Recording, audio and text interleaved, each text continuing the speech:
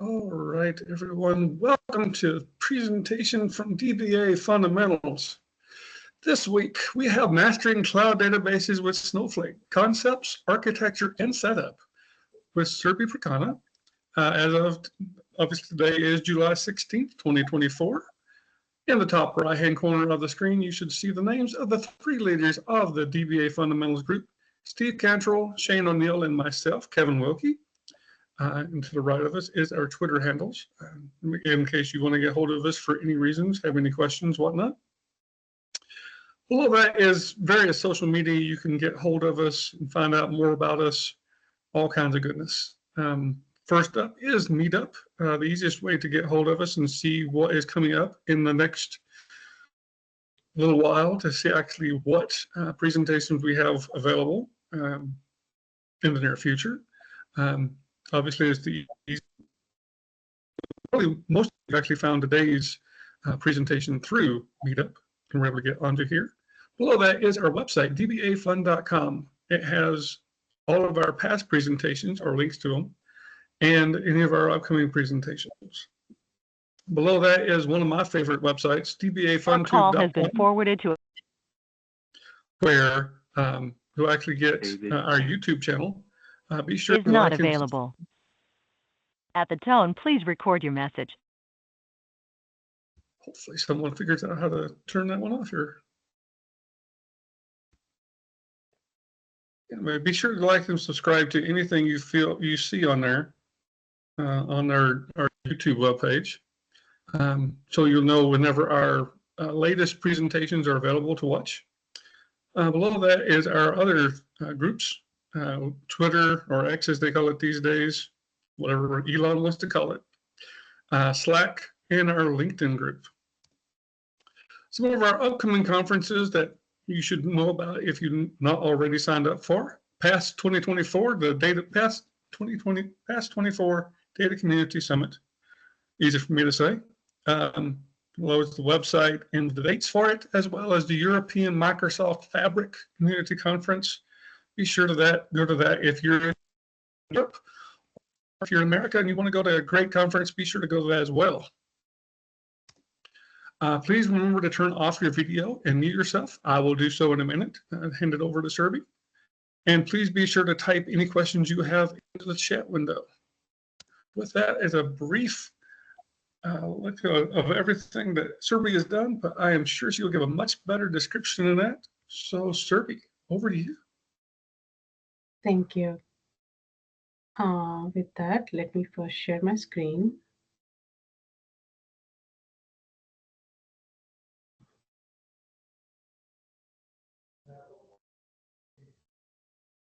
Are you able to see my screen? I do. Okay, thanks, Kevin. Hello, everyone. My name is Surbhi Pokharna. I'll be talking here about mastering cloud databases with Snowflake, concepts, architecture, and setup. In this session, broadly, we will be first understanding what are the basic core concepts for and the architecture layers for Snowflake. We will understand the keywords, key terms, what do they mean.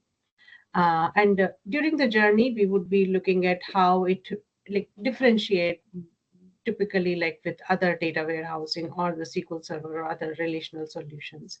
We'll be creating databases in Snowflake with the various properties. We will understand what are those properties in the demo session. We would create our own free Snowflake account, first of all, and go through the Snowflake web portal to understand all the offerings. What do we get? Then we'll create the databases, we'll create the tables, we will understand what do we mean by time travel, cloning, and etc.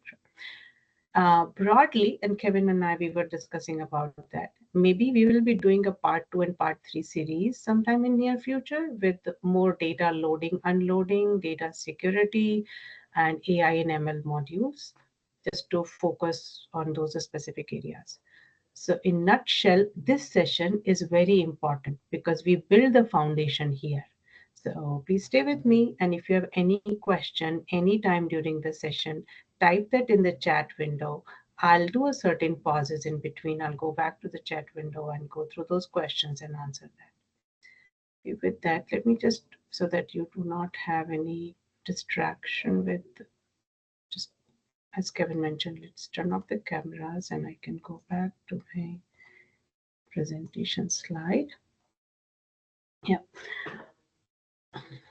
So quick intro about me. I'm a data professional with 20 plus years of experience. In my current role, I am involved with an enterprise scale Azure IS and PaaS data migrations, leading a larger scale global cloud data platform services team. And also I'm just writing here, building solutions in Snowflake. And also trying to do various type of migrations from the various data sources to within the Snowflake. Here is my Twitter handle, Gmail, and the LinkedIn. If you have any question, the best way to reach out to me might be the direct message via LinkedIn or a message via my Twitter handle. Okay. So Snowflake considerations, right? Let's get going. What are the various considerations when you start your Snowflake learning journey you need to go through? So as in this session, we would be covering this entire side of the pillar with what is Snowflake, billing models, editions, web portal. I will cover the architecture, the data processing side, and the virtual warehouses. Then the data side, we would be covering typically like half of this particular, because we'll not be covering data loading, unloading, but databases, table, time travel, clone, data types. Performance monitoring and task. I would go through the high level from the monitoring side, but typically performance is not the huge consideration of being a data professional when you are managing your Snowflake, because since it is a fully managed cloud database, there is Snowflake side, there is a management going on, and they do take care of statistics, indexes, and whatnot. And then obviously data security and governance is the foundation of any relational, non-relational data warehouse or any data solution. So there is access control, encryption key management, data governance. This is a huge complete branch on its own, a dedicated session just to cover around this thing.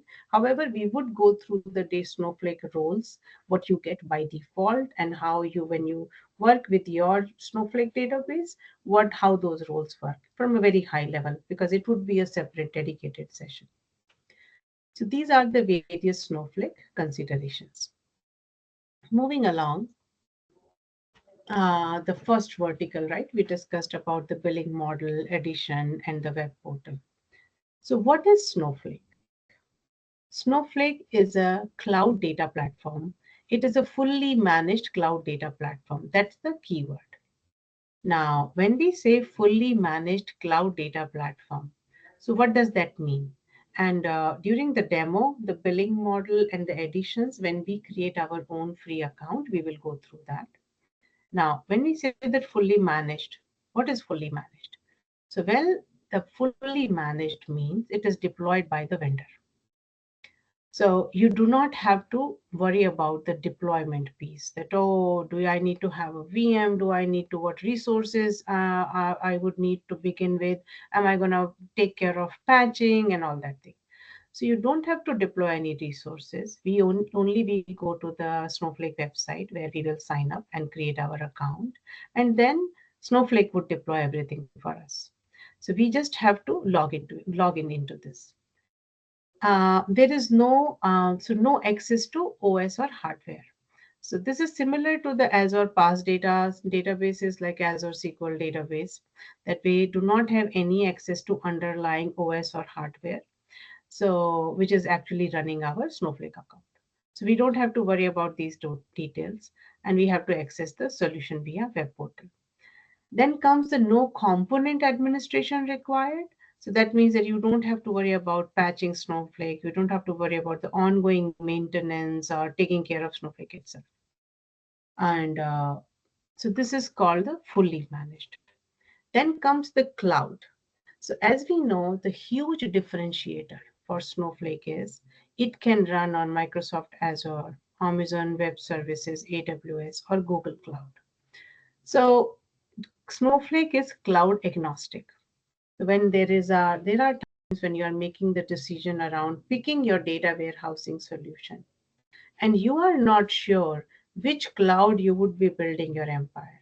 Or maybe you know for a fact that, hey, I'm going to be in Microsoft Azure. All my rest of my applications are running in the cloud in Microsoft Azure.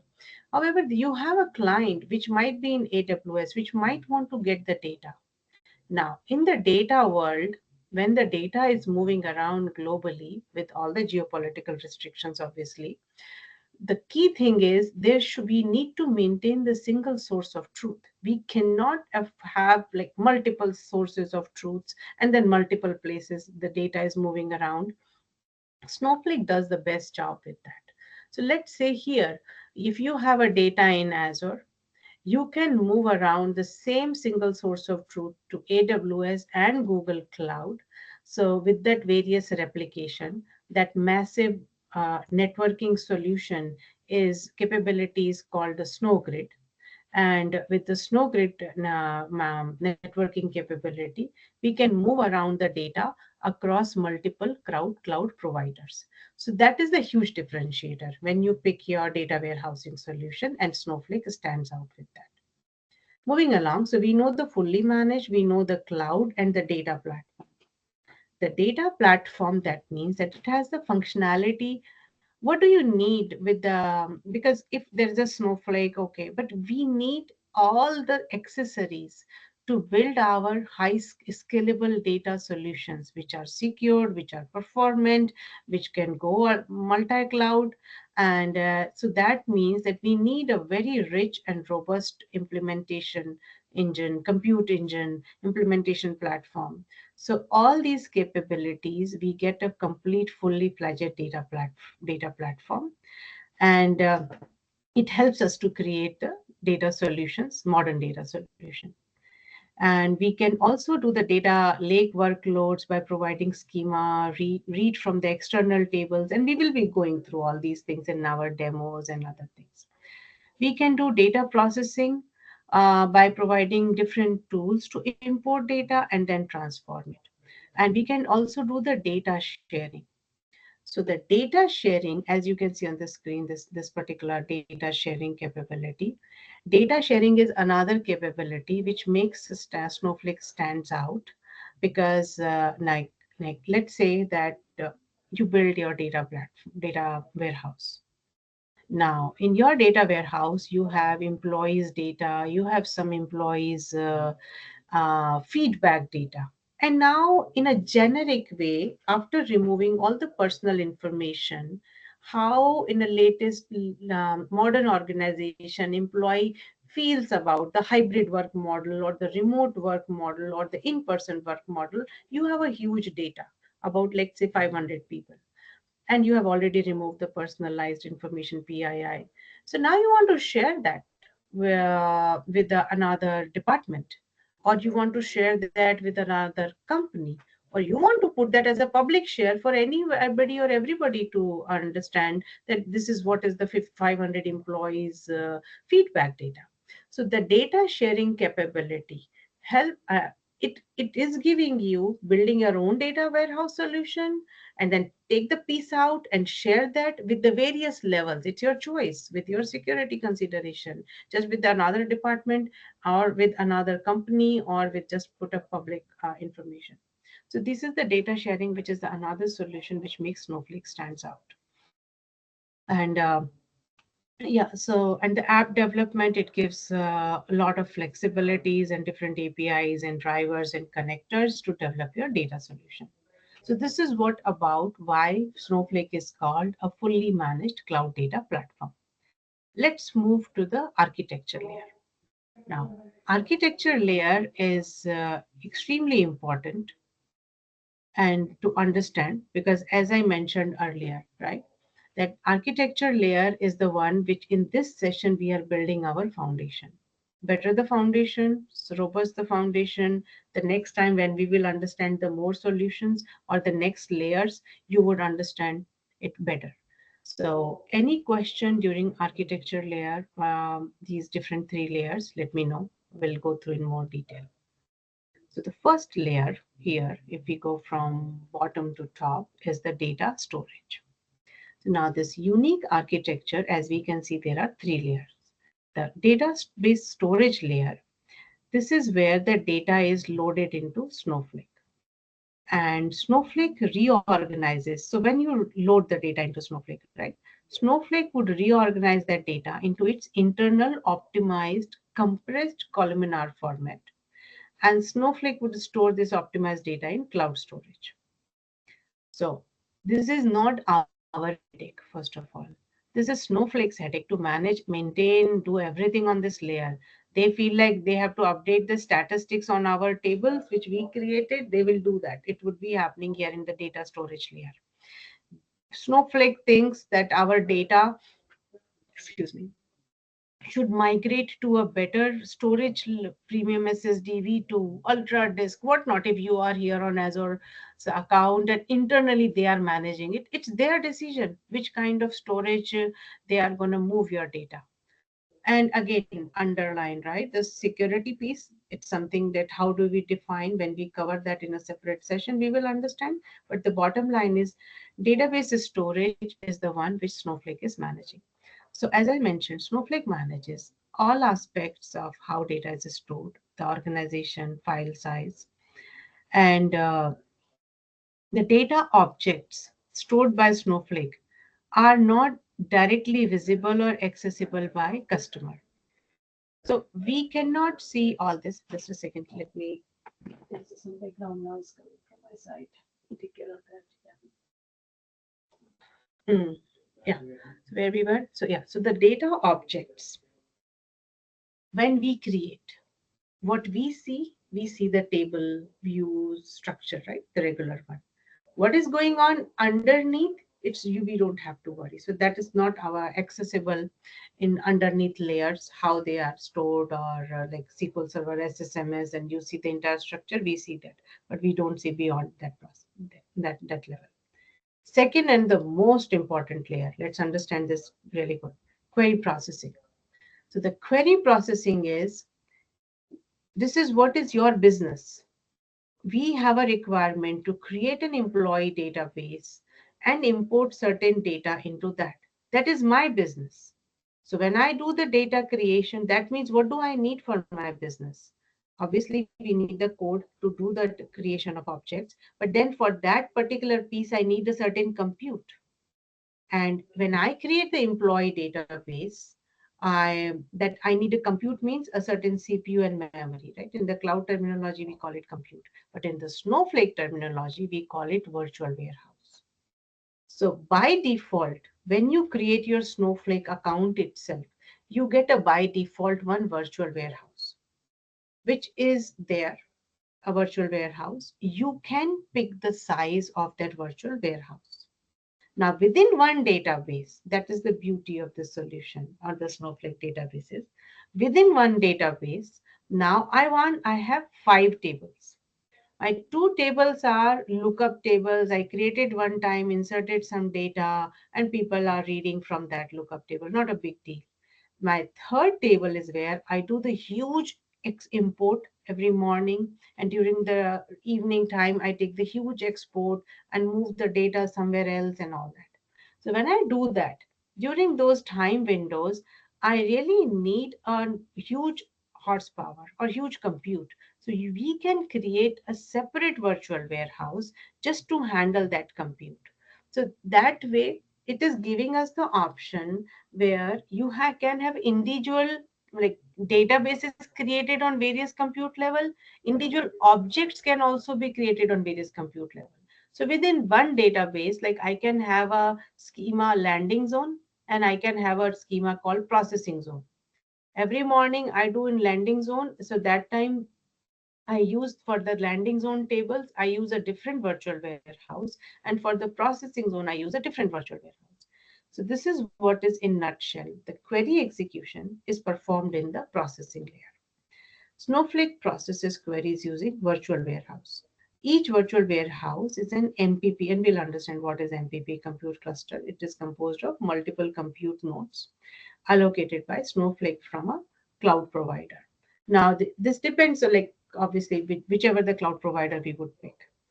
Each virtual warehouse, this is an independent compute cluster that would not share compute resources with other virtual warehouses.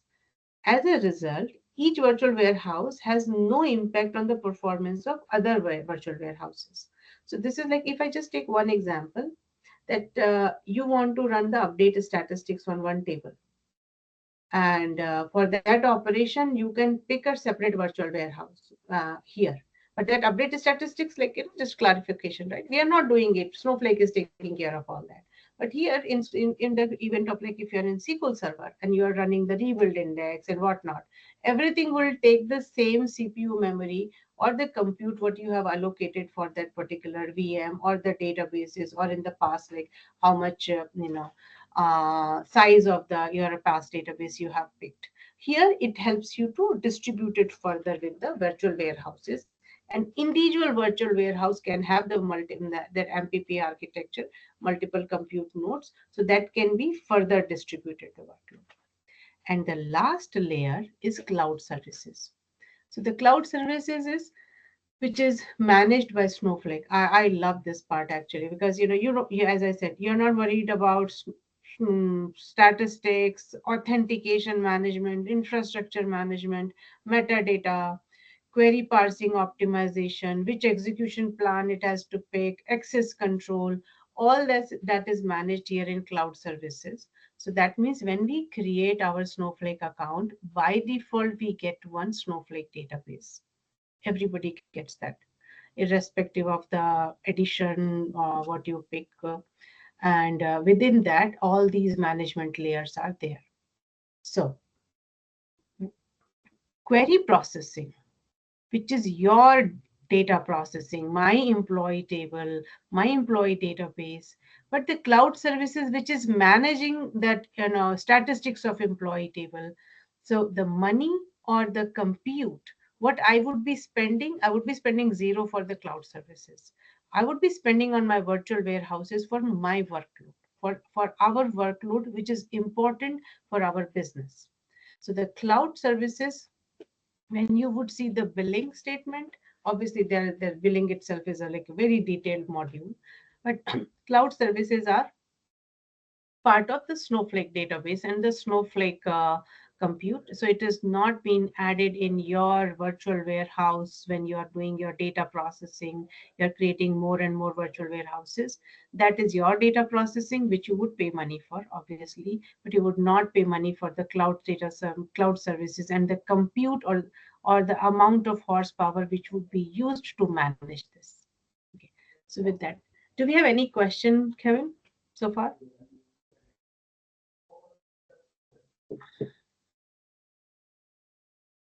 Hello?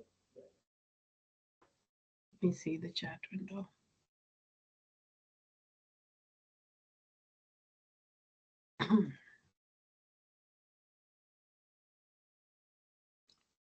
Okay, I don't see any question yet. Okay, please. We go back. Then the data processing architecture. As I mentioned, we have massively parallel processing database engines. That means the Snowflake grows its compute power by adding more and more nodes. So you can pick the virtual warehouse end size, right? And we'll understand what does that mean. But it, excuse me, it need not to start from that highest level. It would keep adding as it needs, but it would go up to the maximum size what you have picked. And that means that when you grow your compute layer, even if your data is not growing the same way, you can grow your data layer. And without having to grow our compute consumption, we can keep adding more in the data layer. And Snowflake has also very tight integration with so the decoupled compute and storage, which is another best part. I think this is if you're looking for this decoupled compute and storage solution in a relational side, then Azure SQL database, hyperscale, bold underscore hyperscale has the similar architecture, and then the Snowflake. These are the only two solutions which gives you this kind of flexibility. So if you need more storage, higher the storage performance, You don't have to add more compute. So the compute and storage is decoupled, and it is very well integrated with the cloud storage, whoever the cloud provider we are using. Now, the virtual warehouse operation, this we will go through that when you do the select, as I mentioned, right, that you're doing the select, you're doing the copy, update, insert, all these operations are covered within the virtual warehouse for your own database. This one is, I think, I took in one of the Pluralsight course by Tim Warner. His link is right given here because nobody did that great job of putting everything in a consolidated table. He has done a great job with this. And so by default, when you create your virtual warehouse, it is extra small. That means you get a one node credit per hour. That is all the billing units. But let's just understand that you are not running multi-processing and all. And this is what we will be running. So we might be pretty slow because this is where the dollars are going. But you have option. So now if you create your virtual warehouse with the large 8 cluster nodes, but you can start your landing zone processing schema with the 2 nodes, and then it can grow up to 8. So it gives more elastic kind of flexibility as well. And with that, let's go to our demo. One sec. Let me reduce this.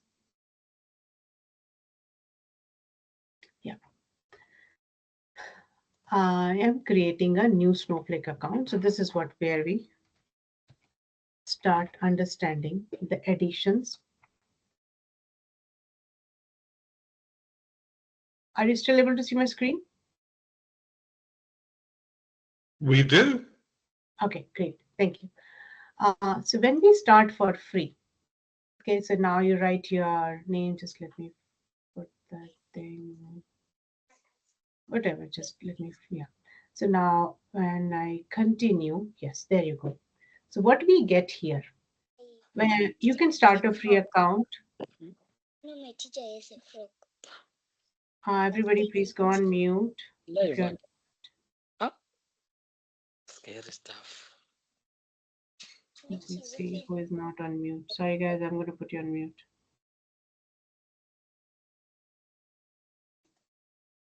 Okay. Yeah. We have precious 1 hour, so let's make sure we get maximum benefit of this time. Yeah. So now here is your you want to start your Snowflake learning journey. The best way to start is a 30-day free Snowflake trial. Even if you put your credit card here, it would not renew or do anything. So so that is a good thing that you will not even by accident you'll end up paying when you cross the 30 days. It would just get disabled. Now we have Snowflake edition, right? This was the part of our introduction agenda. We have 3 options here: standard, enterprise, and business critical. So the standard is the one which is pretty good for your development environment. And there is no time travel or the multi-cluster warehouse options and materialized views options. So which is there in the enterprise edition. So I like to start with enterprise edition because I have to give you some demos around the cloning and what is the data retention capabilities. And then comes the business critical, which adds up to the more layers of high data failover, failback, or the disaster recovery scenarios. And disaster recovery is another separate dedicated topic we will go through in near future. Then the cloud data provider, we have these options. I pick AWS, then you can pick your regional zone which you want to pick. And if you are running your entire application and whatnot in, let's say, in East US East 2 in Azure, then make sure that you pick your Snowflake in the same region. So don't pick in Canada or European or whatnot. You have to pick in the same region where you are running your rest of the solution. So these are the important considerations when you will be picking either your Snowflake edition and your cloud provider and the time, the zone, the global geopolitical zone which you will be picking. And then that is how you get started. So when you get started, let's go and so this is what you start your, one sec. Now in the leftmost, this is my Snowflake account. And these are the various capabilities built in within the Snowflake you are getting, which is you can create your worksheets. So let's just go through that high level.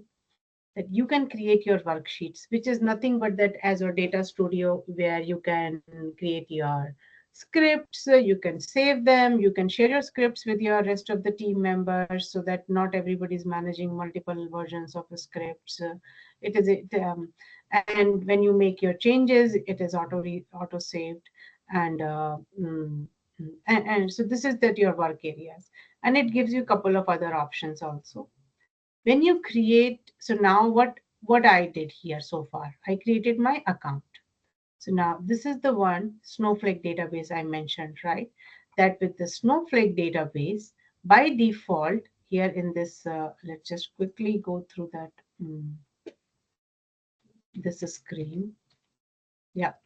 So the cloud services, where Snowflake is running the cloud services in your Snowflake database. So with the Snowflake database, I have these views automatically created, and it can give me some like notification, and let me see if organization uses.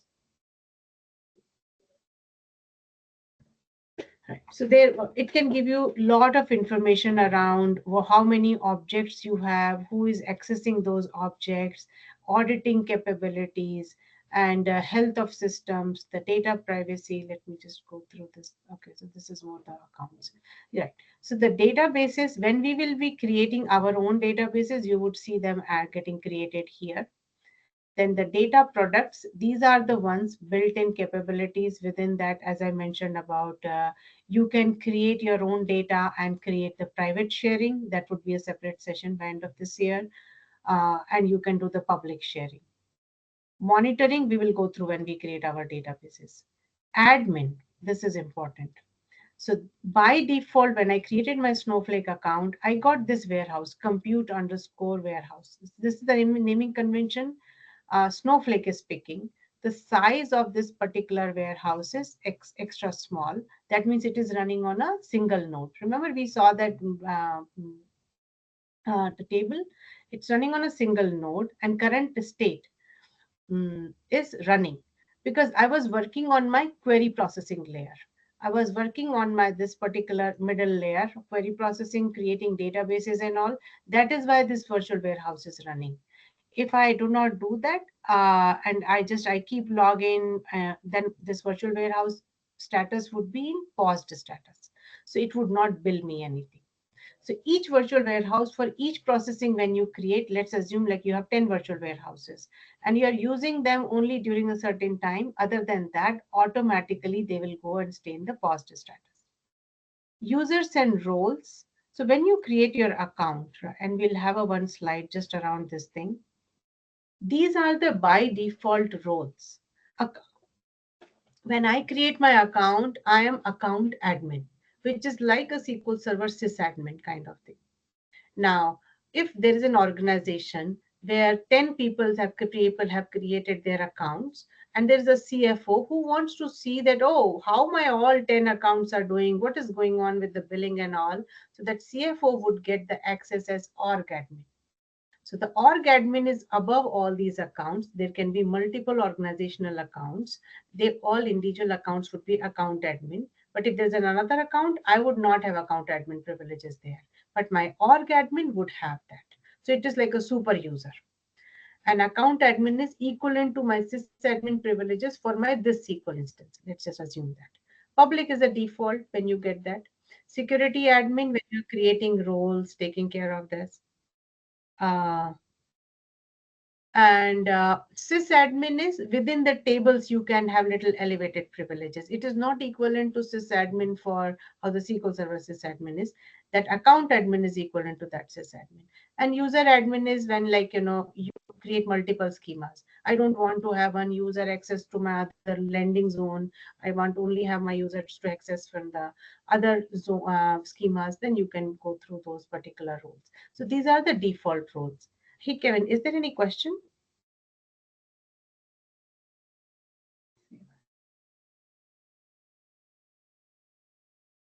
Okay, I'll come back to that, I think. Oh, yeah. So the languages, when you create your worksheets, it can give you the option with the SQL worksheet, Python worksheet, your Git repository can be connected directly here, notebooks. So, and when you are doing the data loading, unloading from the files or standard as you want to do that. So these all are the various options. So we covered high level, our default roles, which to begin with, right? When you start your Snowflake journey, that's more than sufficient to understand because you have one account and couple of databases, and gradually we will be creating more user-defined roles and then giving them those kind of different various layers of access permissions. Okay. So moving along, so we are, and oh, okay, yeah. I asked Kela Java. There are more options for sure. And this is a data platform, right? So you can build your solution.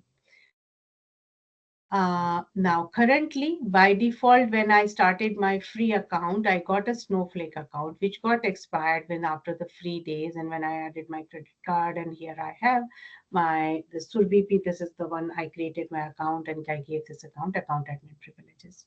When you have more accounts, users, and roles, you will get those more information around those things. And each user, which can have what permission, you can see the all these roles and their permission level in a single screen a dashboard kind of information here. Accounts. So what do you have?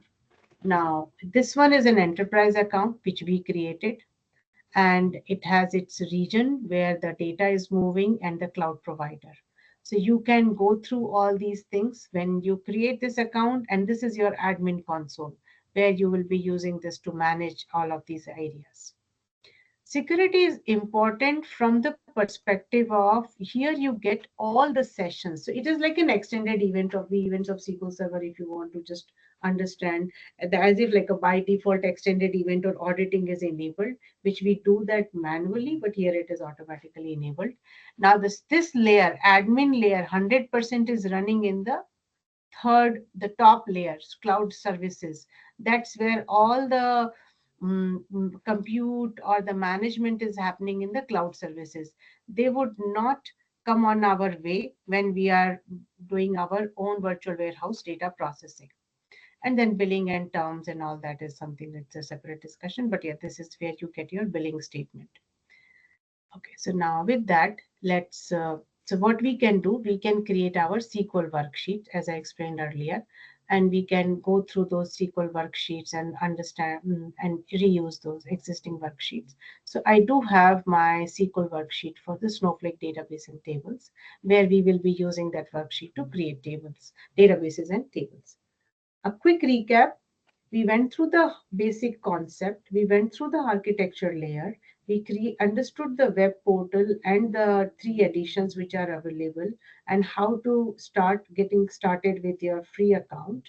What are the options which you pick? The different virtual warehouse sizes, which you can put size your virtual warehouse. And now how do we create the databases? Okay, so let me just refresh the, yeah. So we have a default Snowflake, and this is some sample data which we are not using at this stage. So we have the default database.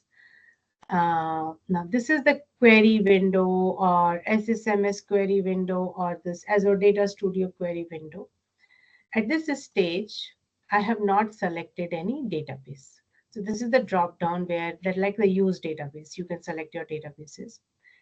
If you highlight your statement and it can execute, you want to have that flexibility, you can do that.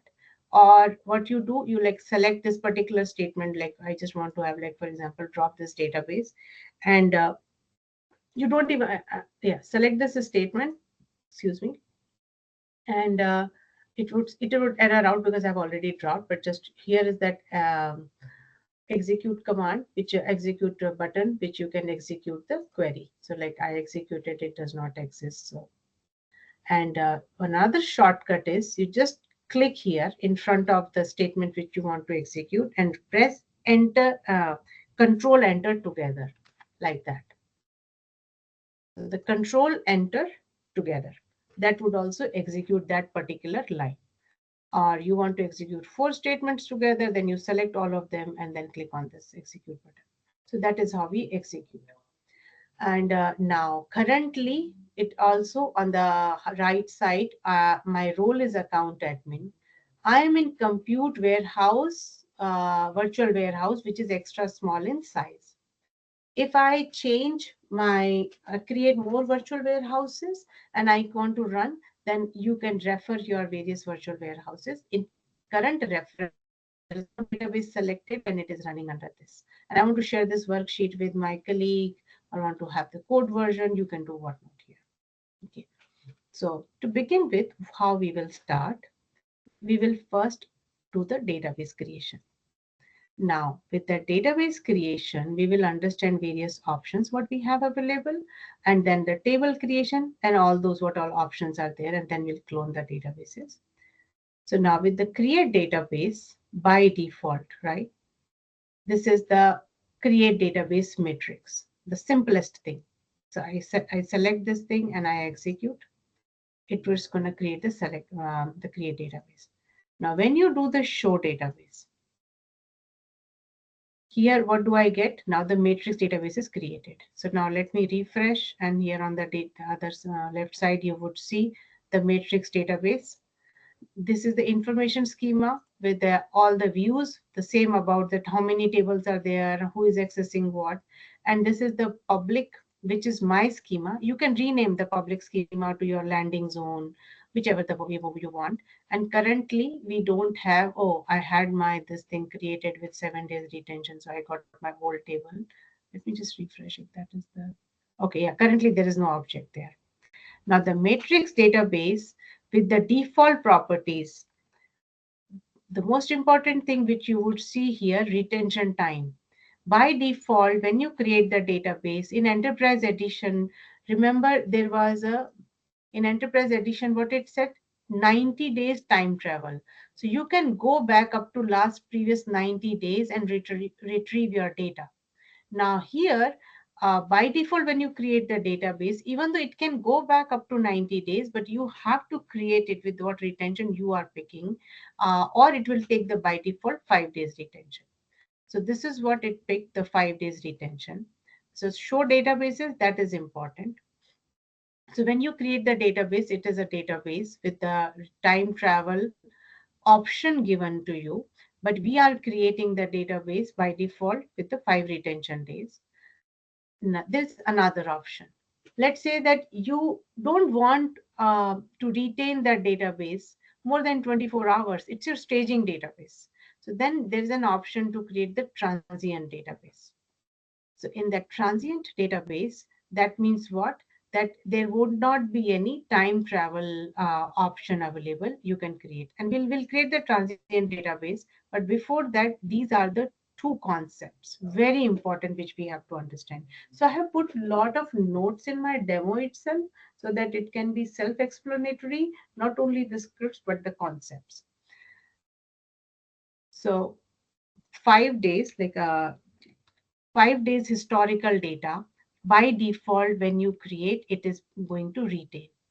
So that is the data retention time in days, right? Which we saw when we did the show database, and it gave us the information about the, and I'll come back to that. Actually, this is 5 days. You can go back to the 5 days data retention. There is one more option, fail safe, and these all are very important. You are making those decisions. So that means that you can retrieve data up to 5 days, but if you pick the fail safe, the fail safe means all your permanent, see that there can be database transient. None of this is applicable on transient databases. But I want, by mistake, we did blunder. Now we are on 10th day. And Snowflake time travel, we are out of that window. Now what do? So we have another mechanism. While creating the database, there is one more option, max data extension time in days. And like, let's say I put 14 days. So in that case, my data, even though for me it would get wiped out, the database, it would be there with Snowflake for 14 days. So I can call Snowflake and work on that retention policy. and it can be maximum, like, see the retention you can extend, but you cannot go beyond your enterprise edition. Okay, so this is the fail safe and time travel. These are the two different concepts. And but while creating your database, the permanent database, which is your production database, you would be making all these decisions.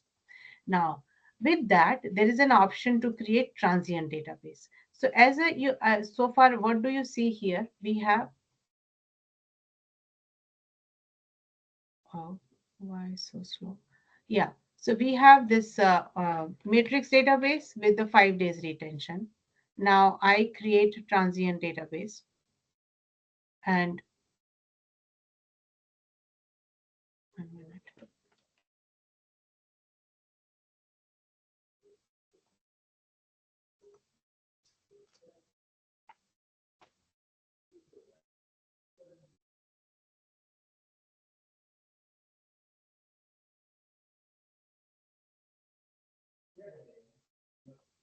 Oh, sorry, I think I'm.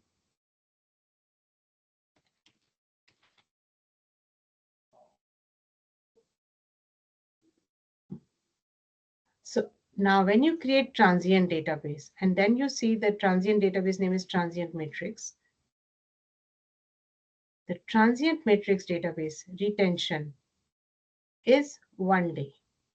No matter what, transient database would always be 1 day. It is your staging database. It would never, you won't be able to do the time travel, fail safe, and all that story with the transient database. So this is the transient database, what you have. So moving along, so now we understand that why these, while creating these databases, these options are important.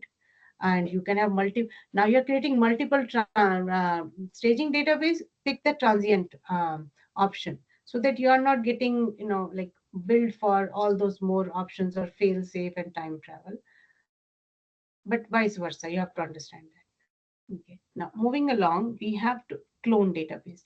So clone means you create a new database which is clone of an existing database. So now I'm creating a matrix clone database, which is cloning the matrix database. So far, remember, we have not created any table in the matrix database. So the matrix clone database would be like a blank database copy of matrix, which when you do that, we have the database created, which if I just refresh here, I have now matrix, matrix clone, and the transient matrix. 3 databases are my own databases. We can do the clone database if you are looking for a time travel to go back to a certain time and retrieve the data in your clone database, you can do that. Now, that is called, with that, this, you can use that. There is one more option while creating the database, and add before. So what that means that you can, this is the example I have provided here, because it does that time travel option. It pokes big hole in the pocket from the when you spend money on these things. So add before, this is the add before. So I can create another clone database for a certain time window. Just think about the story. You have your production database called matrix. Now, that time you want to start matrix database with some big data loading. 1 a.m. You did the data loading, and now data loading did not go well, and your production database is all messy data. So what I'll do, I'll create a clone 2 database from matrix, but before 1 a.m., the time window. So the whatever the copy of matrix database right before 1 a.m. last night was, that would be my clone 2. And then if we want to import data from a single one, whatever, you can do that. And the similar thing you can do table wise also. Like in SQL Server, for example, right? We don't have that option, the table wise, creating the table clone. And we'll go through one quick slide, which actually helps to understand the cloning doesn't mean that it is going to create the big fat database or big fat table. That's a pointer, especially for the tables, it is pointer to that table. So we'll cross that bridge when we reach there. Moving along, the data retention, right? So now we realized that, oh, okay, we have the matrix database with 5 days retention. I made a wrong decision. I should have created my matrix database with 10 days retention. Just for the sake of demo, I'm going to drop my old matrix database. So matrix is not there. We have some clone and all that is there. And I want to recreate my matrix database with the 10 days retention. So that, and we have not done fail safe here, even though that concept is there. So what do we get here now? The matrix is back, but instead of 5 days, here the retention time is days are 10 days. So I changed that. But remember, I cloned my matrix clone with my default matrix earlier. So that is why the matrix clone database is still on the 5 days default retention, because that I cloned before making this change, recreating the matrix with the retention. So that's a point to be noted. So this is how the database properties. Now, there is one more aspect which we are not covering here, but we can create each of these databases and internally within the database various schemas on various virtual warehouses. So you can have a big fat virtual warehouse with 20 nodes, and you can assign that for your different schema. So accordingly, these databases can stay on different schemas as well. So now, so we understood the databases. Now let's move along to tables. We have various types of tables: permanent table, temporary table, transient, external, dynamic. Now the permanent table. If your database data retention policy is 10 days, permanent table, like any other production table, by default would inherit the policy and it would retain the data in those tables up to 10 days. So now if I create, for example, now always remember, right, because since we are here in a GUI based, that, the user interface, the context of database, either you use the database like how we do that, or the context of database. So currently I have my database is matrix database, but still I can use matrix just to be double sure that this is the context. And I can create employee table. When you do the employee table, and I'm doing the show database as well. So employee table will get created with the retention time is 10 days, right? Because that is how my matrix database is. If I create another table in the clone database, it would inherit the clone database. There is one more option, temporary table. So let's create the table and we'll understand. So in the same, with the context of matrix database, I'm creating a temporary table called orders. So when I create the table orders, it has created the table orders. When I do the select star from order,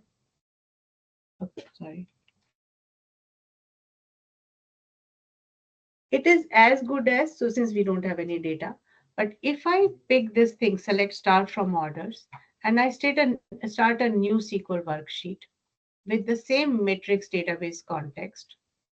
And now here I write my query, select star from orders, and I execute that. Order does not exist. Why? Because this order is a temporary table. So it is actually, the scope of temporary table is same as tempdb tables within this current session. It is limited to the current session. And it is as good as like our hash table in SQL Server. So this is the creating the temporary table. There's one more option. So that is more like how you need a table within the same session for some data processing, and automatically you need not to drop it and all. So this is the one. Obviously, time travel failsafe is not applicable here. Transient table, like how the transient database was there. So I'm now creating a transient table within the scope of same database, and transient table name is transient orders. So when I create this transient table and I want to do the transient order select from my next session, which I have opened, and let's just change the transient order. And obviously there is no data, but it would process, because for the transient tables, the lifespan of transient table, even though time travel and fail safe is not applicable, it is for 24 hours. Unless, and then you drop or not drop, that or automatically will get dropped. This is just an example that you can create your transit database, transient databases, transient schemas. So there are like a lot more options available with the transient things. External tables, like now we have various sources. This is covered in detail in data loading, unloading session. Obviously this is the best part, right? Because when you build your data warehouse, you are not having like a one source of data. We have multiple sources, CSV, JSON, Parquet, Avro. So with that, the fundamental steps would be same with external tables, and even external tables, there is option to have the relational properties of databases also you can retain if you want along with the data warehousing. We would cover that in future session. So when you create, you have a two-step. You create the stage platform, like obviously the S3 bucket or Azure Blob Storage. And with that, you pick your file format and you create the external table, and then you refer that table. So we are not going into detail in the external tables because I need to have my storage account where in the Azure Blob Storage, which you will be connecting that. And which storage account you will be picking, that is your choice. Okay, now Snowflake will not give you the performance suggestion about the storage. It is not their storage, it is your storage which you are creating. And it is similar, the external table is similar, how you refer these three step, right? Open row set, and you have a bulk CSV data in a blob. So, and you select from there. So it is the similar kind of objective which we do here in Snowflake. Now, how do you insert the data? Now, I don't have employees, so I'm creating this employee table. I believe I already created. Let's quickly refresh and see. No, I don't have it. Yeah. Okay, we have. Oh yeah, we have an employee table. So let's insert. Let me just drop it and recreate just to be safer side. No. So in the matrix database, I'm creating this table. I like this way of data insertion. So currently we don't have a primary key, right? But you see, you don't have a multiple insert lines. You have insert values. So I can run this insert, which would insert 3 rows. And when I do the, like, let's say I just want to add 4th row. Then I can do the 40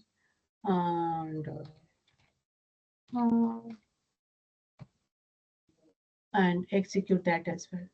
So now with this, you see, because since we didn't have primary key, right? So there will be some duplicate rows, obviously. But this is how the insert would work, where you can just keep adding more values. And if it just would have been primary key, it would have, and we would have the duplicate error rows, it would error out. But the insert, this is how the insert data insertion works. The cloning, when I create the clone database, right? We went through the clone database and where that you can have a multiple clone. If I clone the database, matrix database now, what I would get in this current stage, the cloning would have my current copy where I have created this employee orders and other. So the clone matrix database would be having more data versus when I cloned earlier. The matrix clone, it's sort of blank database. So it depends on the time of clone, but since I have the retention period for matrix of 10 days, whatever I do, I can go back of that time window in matrix database and get the database out, get the data out. Okay, the cloning the tables. Now within the database, you can I can create. So here I now remember this is the context of database change. So I go back to matrix and I create a clone employee table, which I clone the employee. So that way my all 17 rows which I have in employee database, it would go back to the clone employee database. We may run 3-4 minutes more than the 1 p.m. If everybody is okay. Right. So now the clone employee contains the data for same as the employee table. Fair enough. So what I'm going to do, I'm going to drop the clone employee table. I'm just literally browsing a little bit, but you'll have all these scripts because the cloning can happen cross databases as well. So with that, if I drop this clone employee table, which I created, so the clone employee got dropped, and you just do the show table in matrix database. We have employee orders and transient orders. These are the tables. Now see that one of the temporary tables which we created, since we are here in the same session, you see the orders, which is the kind is temporary. If I move to the another session and I do the show table, I will not see the orders table. Now I undrop the clone employee table. So the undrop is for the table is that simple as that. And this is like really good because clone employee is back with all the data, whatever by mistake, if somebody dropped and everything, same 10 number of rows, 10 rows are back in the clone employee. So this is how the cloning works. Now going back to presentation slide, here we were. Yeah, so the table structure, let me go back to.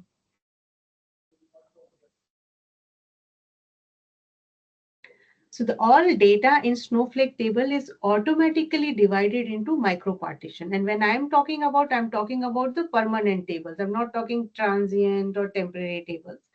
And so which is contiguous unit of storage. And each micro partition would contain the 50 MB and 500 MB of uncompressed data. But actually when it would go to the storage layer, which we saw in architecture layer, that's where it is getting compressed.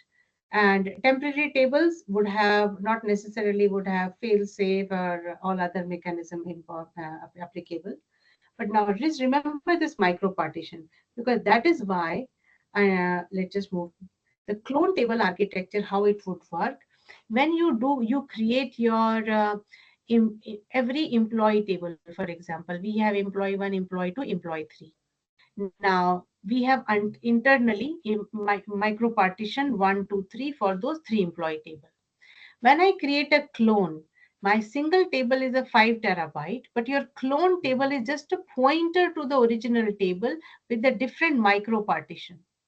That is why you can have an employee 2 here in micro partition MP4, and employee table is MP1, and I do drop, undrop, whatnot, then this is happening here in a separate micro partition. So that's why this cloning is a pointer to the different micro partition, not another 5 terabyte of data is moving around. So that way we save a lot on the time and money and everything with the clone table architecture. And so this is about the internals to understand how that thing was working. Access control, we already went through the high level, how these roles are. And organization level, this is something answered a lot is on your how your organization structure is. When we cover these things into the data security sessions for Snowflake, we will go through these various roles and the by default one, but that is more like how you build your own organization security access control mechanism. And a quick recap, we did the introduction, architecture, data, and the clones. And yeah, performance piece, let me quickly go through the, I'll come back to thank you, Gulam.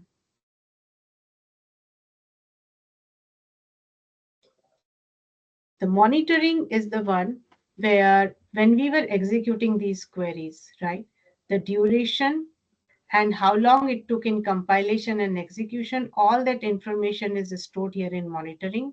And there are dashboards where you can get those more reports, but everything without even auditing, it is like an extended event and GUI based screen where everything is being monitored, where you can get you can review if suppose some of the session, right, clone table you did and which took larger duration, how much execution time, how much compilation time. Once your data gets into the, and when you do the insert, right, now you see this thing, when I was saying, all your show table, undrop table, it used the storage, the first layer.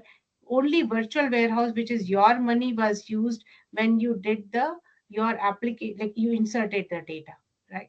That's where it used the warehouse, compute warehouse. It did not use your warehouse for all other regular processing, uh, which is a good thing. So that is all here, and thank you so much for your time. Any question do we have? If I have a hard stop, I have some meetings. Doesn't look like any other questions from our group. If anyone does have any questions, please type them out while I'm finishing up here. Thanks, Surbhi, actually, for all this information. It has been fun to learn a little bit more about Snowflake. I play with Snowflake, well, dabbled in Snowflake a lot. So this has been fun to look to see what more it can do that I haven't had a chance to touch with. Yeah, be sure to actually meet up with us again here pretty soon. We have our next presentation at the moment is in August 20th at Local Stack for Snowflake. That one is a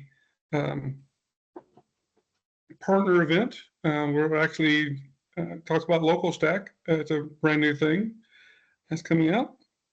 I haven't posted it yet, but in September, we're going to be talking to Warner Chaves about, I believe it's AI, as me and Surbhi were talking about during our initial ramp up to this meeting. Everything's about AI this week or this year. So yeah, be sure to join us in both of those. We'll be talking about all kinds of goodness.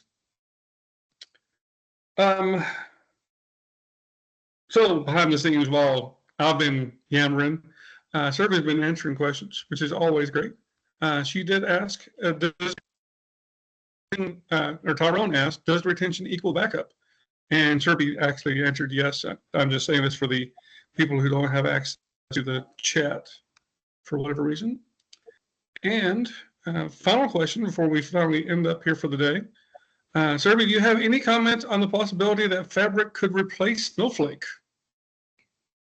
So Fabric internally, there are components within Fabric which depend on a single cloud, where the Snowflake is 100% cloud agnostic to maintain the single source of truth. So at this stage, I find it like answer is no. But if anybody thinks differently, please feel free to bring it here, or you have more experience, because my experience with Fabric is not humongous. I'm just making my initial steps there, so maybe you know it more than. But I don't think with various internal components how heavy they are dependent on Azure, it can be cloud agnostic. I agree with that one, Surbhi, because with the little bit I know about Fabric, it is kind of dependent on Azure. And as you said, Snowflake is not.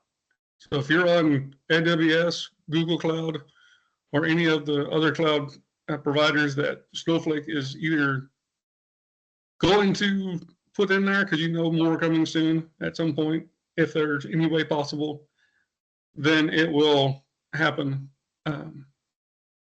You can't use Fabric servers to do anything outside of Azure at the moment. Now, with having said that, with Microsoft, you never know what will happen, but I am sure if anybody's working on a way to make it happen outside of Azure, they're going to do it. So with that, do you have any parting thoughts there, Surbhi? No, I totally agree there how you mentioned. So yeah, so the parting thoughts, thank you so much. Any further question, you have my contact information, please feel free to reach out. And thank you for taking the time out on a weekday lunch hour. So for learning, so that's great. Thanks, Kevin, for the opportunity. Bye. Oh, my pleasure. And as we all said earlier, it's okay. You know, it's been a great week so far, and I hope it stays that way for everyone. We will see y'all next time. Yep, that's good. Thank you so much. Have a great day, everyone. Bye. Take care. Thanks.